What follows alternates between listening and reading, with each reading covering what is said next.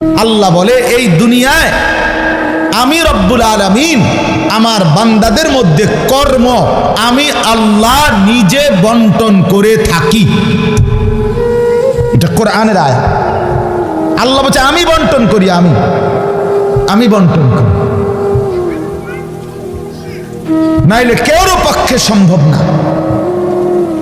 আল্লাহ এই প্রখর রৌদ্রের মধ্যে কেউ কাজ করে, প্রচন্ড আগুনের মধ্যে কেউ কাজ করে। সিমেন্ট ফ্যাক্টরিতে গিয়ে দেখেন, রড ফ্যাক্টরিতে গিয়ে দেখেন।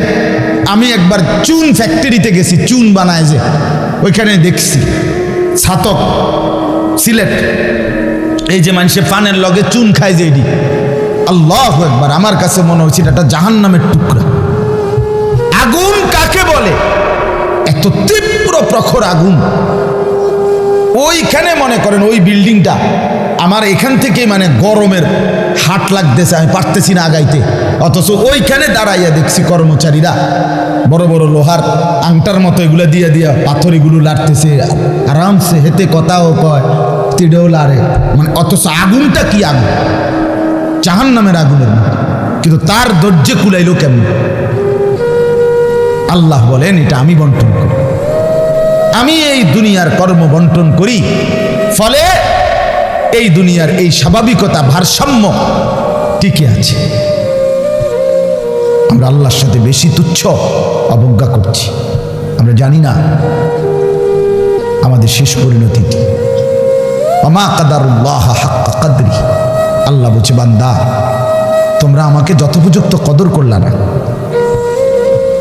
আসসামাওয়াতু মাতবিয়াতুম বিয়ামিনি, আল্লাহ বলে জানো বান্দা আমি সেই আল্লাহ যে চাইলে এক সেকেন্ডে এই 7 আসমান একটা পলকের মধ্যে মিনিটের ভিতরে গুটাইয়া আমি আমার কুদরতি হাতে নিয়ে আসতে পারি। তুমি কোন নেতার উপরে ভরসা করে অহংকারী করছো? কিসের উপরে? তোমার এই বিল্ডিং না, তোমার এই টাইলস, তোমার এই 5 তারার ফাইলিং, তোমার এই ইঞ্জিনিয়ারের নিশ্চয়তা, আপনার এই সয়েল টেস্ট রিপোর্ট, এটার উপরে ভরসা করে আপনি অহংকার করছেন না? স্বামী বিদেশ, এ কারণে মা বোন বাজারে ঘুরছেন না? বাস্তবাদের ছেলেরা, তোমাদের বাবা কিছু টাকা রোজগার করছে, এই কারণে জিন্দেগি এভাবে ফেলে দিলা। এক ওয়াক্ত নামাজ পড়তে মন চায় না, তাহলে আল্লাহ লাগবে না বন্ধু? না, মালিক লাগবে না? সোজা কথা, অনুভূতি জাগা দরকার দোস্ত, বিবেক জাগা দরকার। বলেন সারা দিনে মোবাইল টিপে জিন্দেগির কি অর্জন হচ্ছে? জীবনটা আমাদেরকে কি পরিমাণ হায়াতের সময় আমাদের নিচ্ছে। আহা যুবক, যদি বুঝতেই হবে বাপ, ও চিরেই বুঝবেন, ও চিরেই বুঝবেন। এই প্রযুক্তি আগে ছিল না, আগামী দিনে থাকবে না। ফেসবুক থাকবে না, ইউটিউব থাকবে, যেহেতু আগে ছিল না, সামনেও থাকবে না। কত প্রযুক্তি তো নাই। ফিতাওয়ালা সেই ক্যাসেট এখন নাই। তখন কি ফিতাওয়ালা ক্যাসেটওয়ালারা ভবিষ্যৎবাণী করছিল যে এটা আর থাকবে না? পাতলা পাতলা যে সিডি, এগুলো তো এখন নাই। তখন কি ওই সিডিওয়ালারা ভবিষ্যৎবাণী করছিল যে এগুলো থাকবে না? এটাও থাকবে।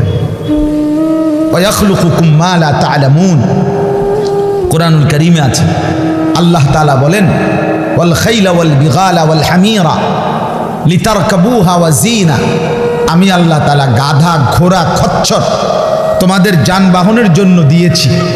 মজার কথা হলো এরপরে আল্লাহ বলছে এরপরে আমি অচিরেই সামনে আরো অনেক কিছু বানাবো, সৃষ্টি করতে থাকবো যা তোমরা জানো না। মুফাসসিরিনে কেরাম বলে এই কথাটাই প্রমাণ করে কোরআনের যে পৃথিবীর কোনো আধুনিকতাই এখানে শেষ হবে না, এর চাইতে আবার আগে বাড়বে, আরো সামনে। বুঝেন নাই কথাটা? আধুনিকতা এখানে শেষ, এখানে শেষ, বরঞ্চ ইসরাফিলের ফু পর্যন্ত উৎকর্ষ আধুনিকতা বাড়বে, আরো আসবে, আরো আসবে, আরো আসবে। আর কি হইতে পারে, আপনি দেখবেন। আমার তো মনে আছে প্রথম যেদিন আমারে প্রথম 2-4 বার শুনাইছিল যে মোবাইলের মধ্যে ছবি দেখা যায় বিদেশ থেকে কথা কইলে, যিনি কথা কইতেছে, আমি হাসি দিয়ে উড়ে দূর বেটা বেউকুফ বেটা, কি কস না কস। কিন্তু পরে দেখলাম এটা একটা ডাইলবাগ। এখন তো এটা কোলের বাচ্চাও বোঝে তার আব্বুর ছবি দেখা যাইতেছে বিদেশ থেকে, ঠিক কি না বলে? এটা কি কেউ ভাবছিল তখন?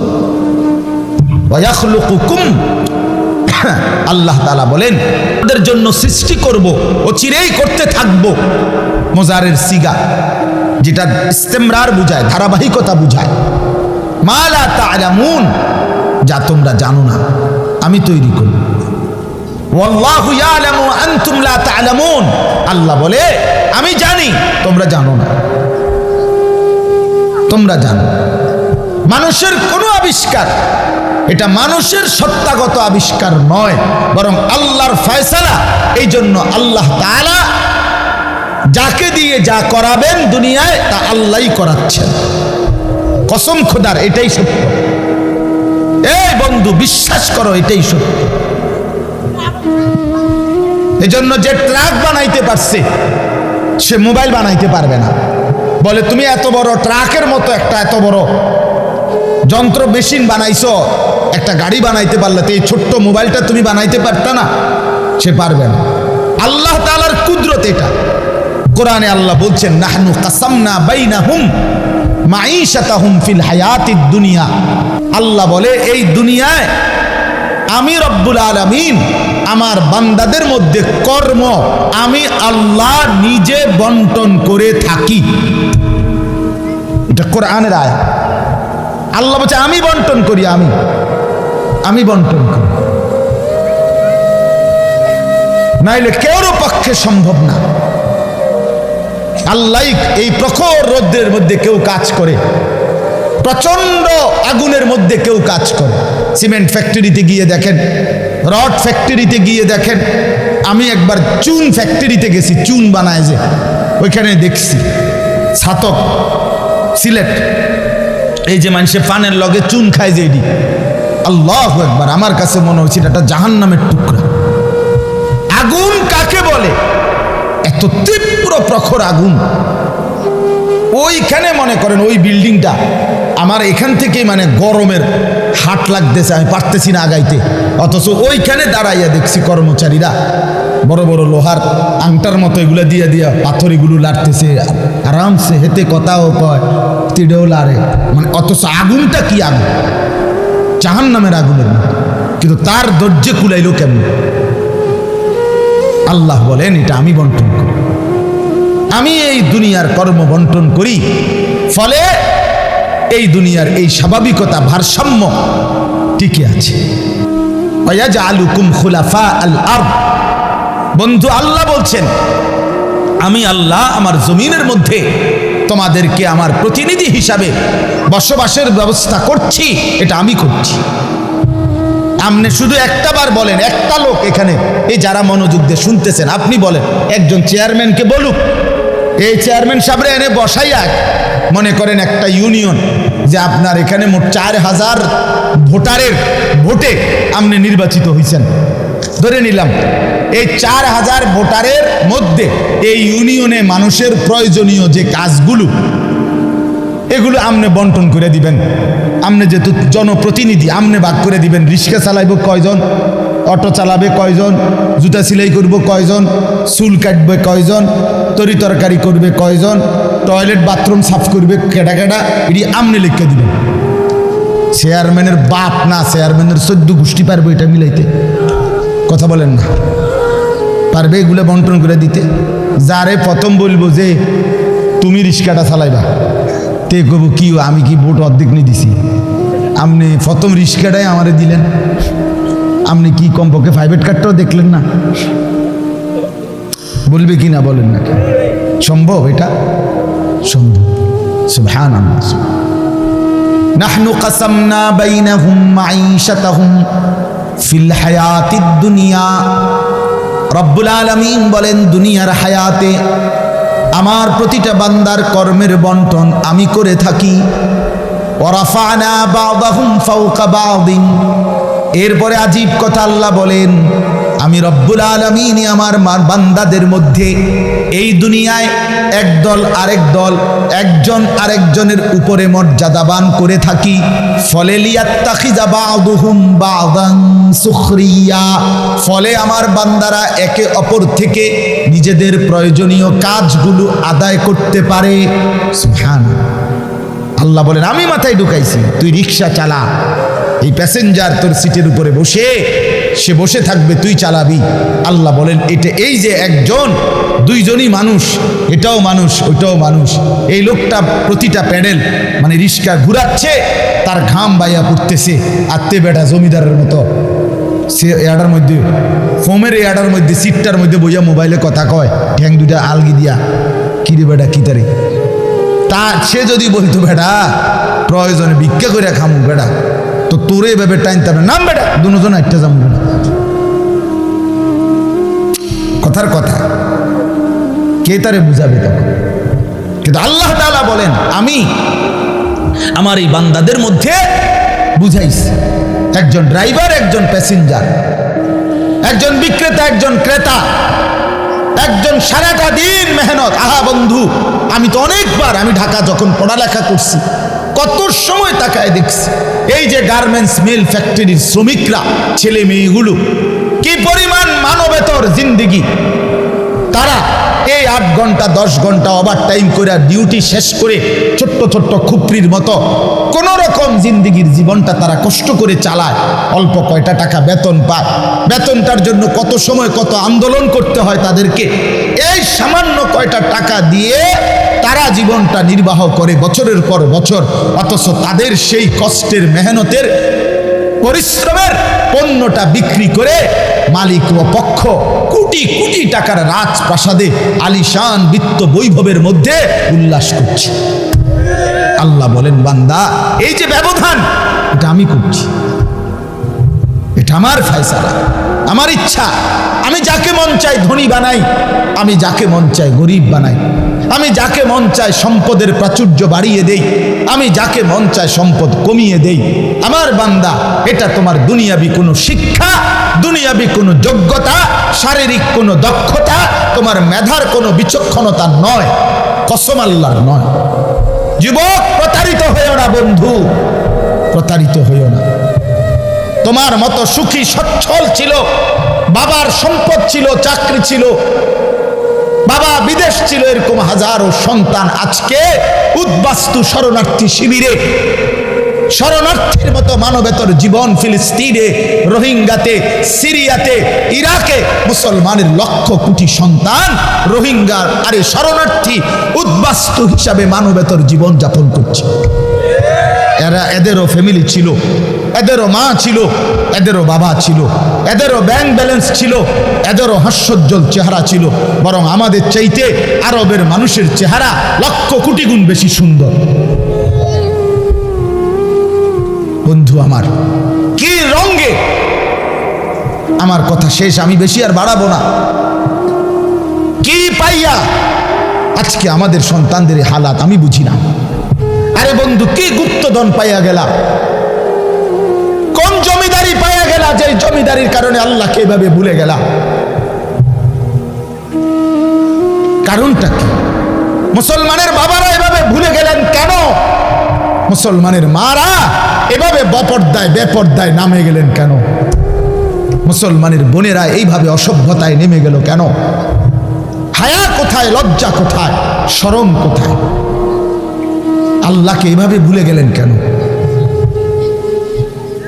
যে ঘরে বাপ মা জীবিত, অথচ ক্ষুধার 365 দিনে একটা বছরে, একটা 16 বছরের 18 বছরের ছেলে মেয়ে, আহা আপন মা বাপ জীবিত থাকতে কোনো দিন একটা বছরে ফজরের নামাজ পড়ল না। এত বড় জানোয়ার মুসলমানের ঘরে ঘুমায় কেন বলেন? এত বড় অসভ্য এক মুসলমান বাবা মা এই সময় এত বড় নাফরমান নিয়ে এই ঘরে জীবন চলছে কেন? কারণটা কি? আল্লাহকে এভাবে ছেড়ে দিলেন কেন? আখেরাতে এভাবে ভুলে গেলেন কেন? কি ব্যাপারটা কি?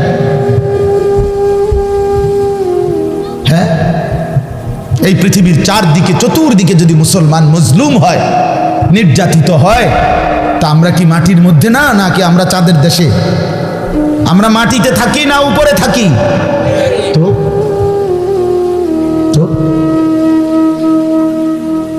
এই জন্য যুবক ভাই, নষ্ট হইও না বাপ,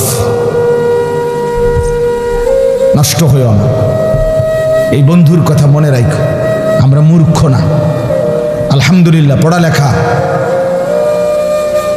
আমরাও করছি, জেনারেল লাইনেও পড়ালেখা করছি, মাদ্রাসার লাইনেও পড়ালেখা করছি। শতভাগ আস্থা নিয়েই বলতেছি, বুঝ নিয়েই বলতেছি। আমি কুমিল্লা ভিক্টোরিয়া কলেজ থেকে মাস্টার্স পাস করছি, আলহামদুলিল্লাহ। সরকারি আলিয়া মাদ্রাসা থেকে টাইটেল কামিল পাস করছি, কওমি মাদ্রাসা থেকে দাওরায়ে হাদিস পাস করছি। কাজে বুঝেই কইতেছি, বুঝেই বলতেছি। ইংরেজিও পুরা পড়ছি, আরবিও পুরা পড়ছি। এই জন্য বিজ্ঞান সায়েন্স বিভাগ থেকে দাখিল পাস করছি, এসএসসি। আমি বন্ধু বুঝাইতে চাচ্ছি এই কথাটা, অহংকারের জন্য বা ফুটাঙ্গিরির জন্য না, এই বাস্তবতাটা বুঝানো। এই দুনিয়ার এই সবটা মিলাইয়া আজকে যে কয়জন অভিভাবক আছেন অথবা যে কয়জন যুবক ভাই আছেন, দোস্ত, আমরা আল্লাহর সাথে বেশি বাড়াবাড়ি করছি, আমরা আল্লাহর সাথে বেশি তুচ্ছ অবজ্ঞা করছি। আমরা জানি না আমাদের শেষ পরিণতি কি। ওমা কাদারুল্লাহ হাক্কা কদরি, আল্লাহ বলছে, বান্দা তোমরা আমাকে যথোপযুক্ত কদর করলা না।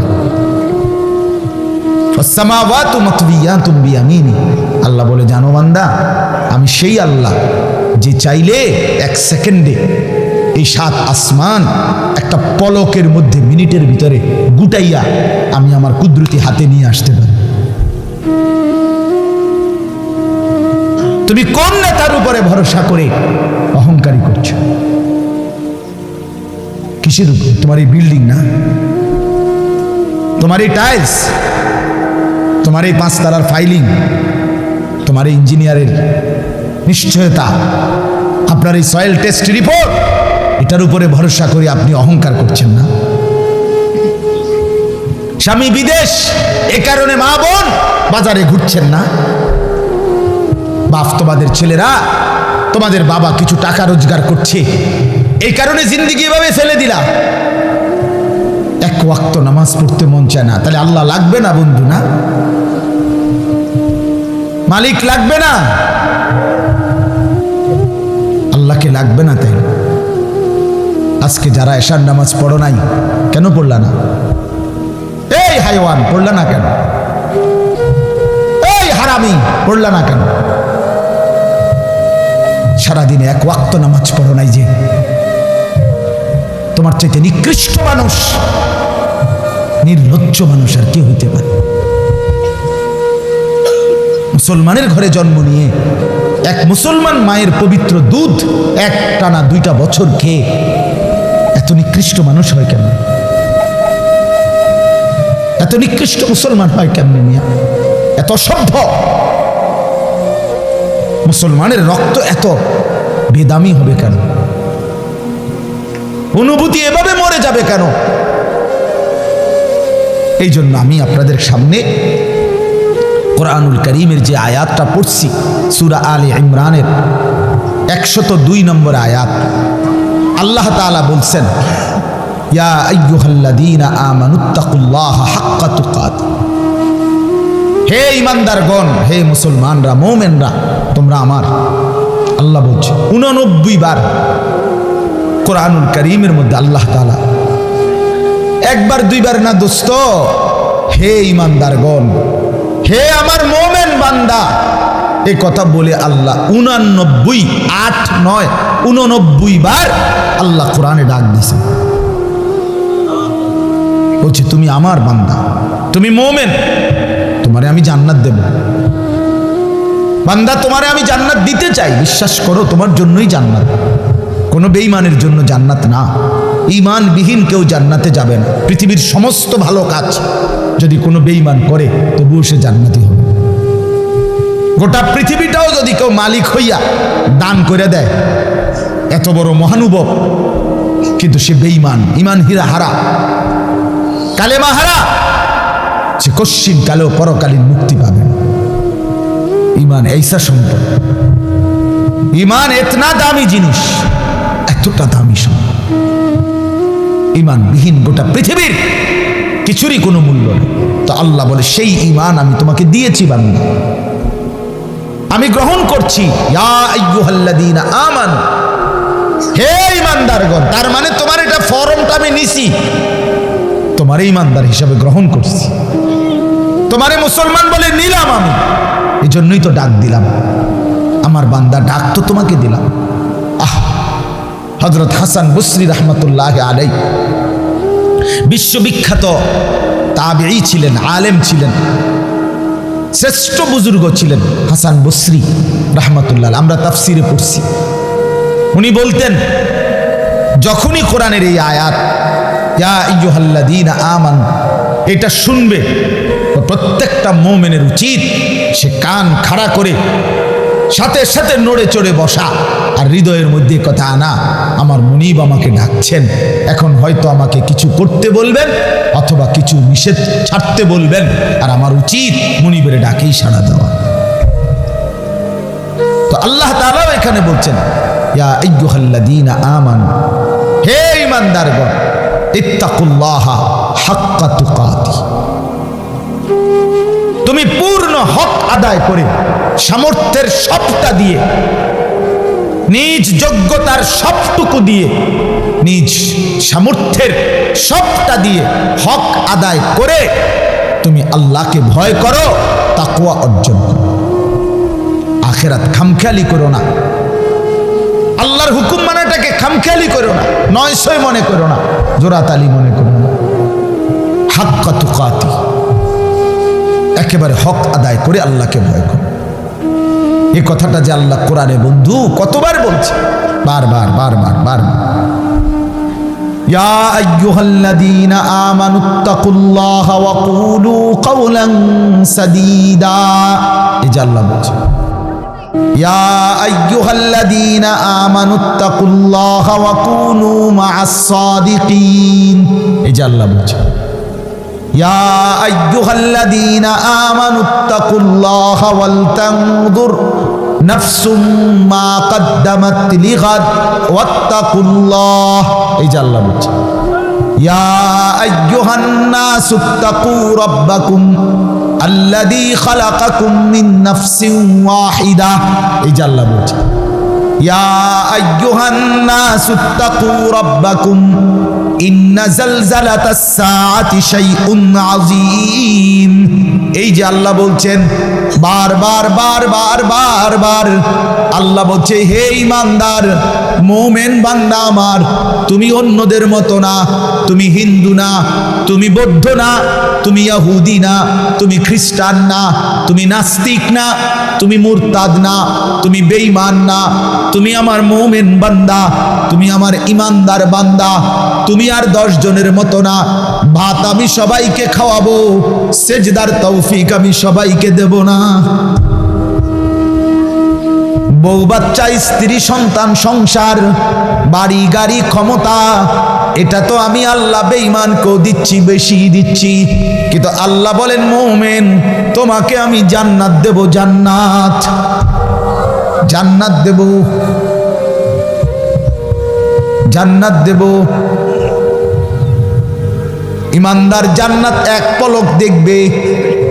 হাদিসের মধ্যে আছে আল্লাহর নবী সাল্লাল্লাহু আলাইহি ওয়াসাল্লাম বলেন পুরাটা হায়াত যেই বান্দা, যেই মুমিন দুঃখ কষ্ট আর যন্ত্রণায় কাটাইছে, কোনোদিন 1 সেকেন্ডের জন্য সুখ পায় নাই, কিন্তু 1 মুহূর্তের জন্য আল্লাহর নাফরমানি করে নাই, খোদার কসম আল্লাহর নবী বলেন বন্ধু হাসরের ময়দানে আল্লাহ তার সেই অনুগত বান্দাকে, হুকুম মাননেওয়ালা মুমিন যে কোনোদিন সুখ পায় নাই, দুনিয়ায় আনন্দ পায় নাই, দুঃখ আর যন্ত্রণা। আমার একজন নিকটাত্মীয় আছে আমার এই হায়াতে, আমার ঘনিষ্ঠ আপনজন,